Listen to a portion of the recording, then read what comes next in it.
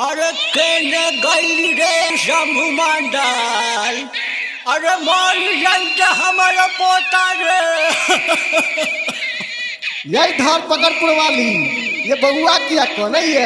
आ की करे छी धरपकड़पुर वाली आ खाली गाना गेबे की हैं ये गाना नहीं गेबै तहाँ के बक्सा कहाँ से भरत?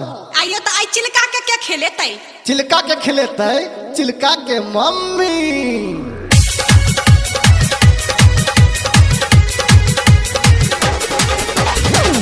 एखन अपने सब सुन रहल छी एपी प्रोडक्शन के प्रस्तुति।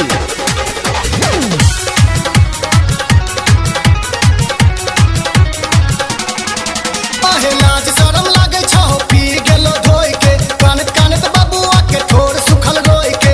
लाज शरम लागे छौ पी गेलो धोई के कानत कानत बबुआ के ठोर सुखल रोई के। रोटी बाटी छोरा जल्दी फेंक दहो बेलना। बाप खिसिया पे बेटा तंग करे लेना कन्हा पर बिठाई के झुलाई दहो झुलना। बाप खिसिया पे बेटा तंग करे लेना कन्हा पर बिठाई के झुलाई दहो झुलना।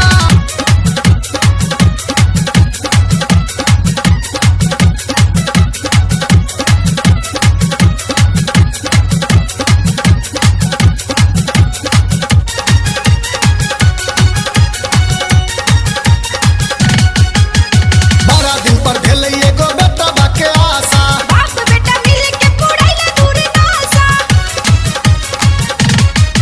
हाँ बड़ा दिन पर भेलै एगो बेटा बाके आशा। बाप बेटा मिल के पुड़ैले दूरी नासा। चूल्हा चौकी छोरा तोय बुताई दहो चलना।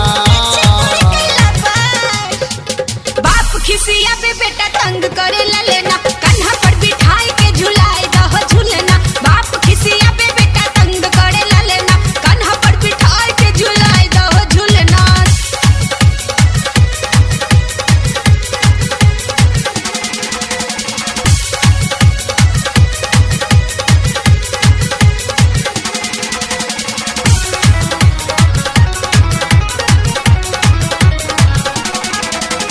मनो में विचार तनी कर इंसाफ है। खाना के बनई त मैया बुढ़िया तोहर बाप है। अच्छा मनो में विचार तनी कर इंसाफ है। खाना के बनई त मैया बुढ़िया तोहर बाप है। कनियो के चटाई दहो दूधबो के छलना। कनियो के चटाई दहो दूधबो को छलना। बाप खिसिया पे बेटा तंग करे लेना कन्हा पर बिठाई के झुलाई दहो झुलना।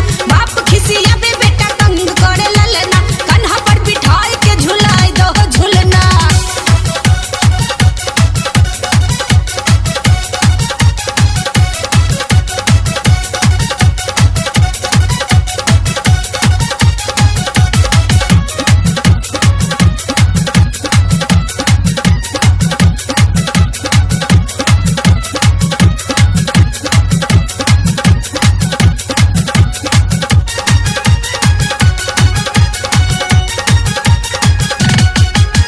जतने तोय त जिद्दी छहो उतने जी का ठोर के। बाप बेटा के लीला देख के मरिया कपड़ फोड़ के।